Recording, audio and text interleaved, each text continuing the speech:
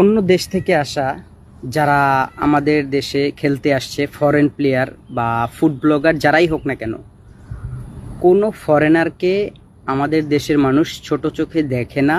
আমি জানি তাদেরকে খুব ভালো চোখে দেখে।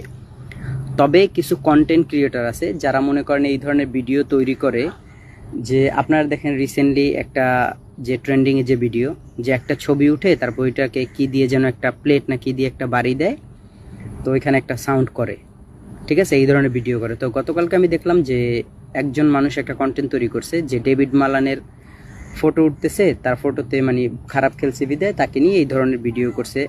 কিন্তু আমার কথা হচ্ছে যে অন্য দেশ থেকে আসা যে কোনো ফরেন প্লেয়ারকে আপনি ছোট দেখবেন না এবং ছোট করবেন না, কারণ তারা অন্য দেশ থেকে আপনার দেশে খেলতে আসছে, আর কোনো প্লেয়ারকেই না। কারণ তারা যখন এই ভিডিওটা দেখবে তাদের কাছে খারাপ লাগবে।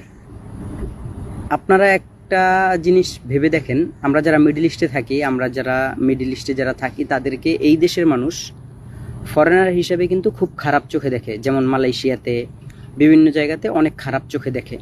আমরা কিন্তু দেশে গেলে যেমন মালয়েশিয়ানদের বা এইখানে আমরা যা পাইছি সেটাই বলি। আমি কখনো চাবো না যে আমার দেশকে নিয়ে কোনো ফরেনার আমার দেশে এসে বা খেলতে এসে বা ঘুরতে এসে আমার দেশকে নিয়ে খারাপ কিছু বলুক।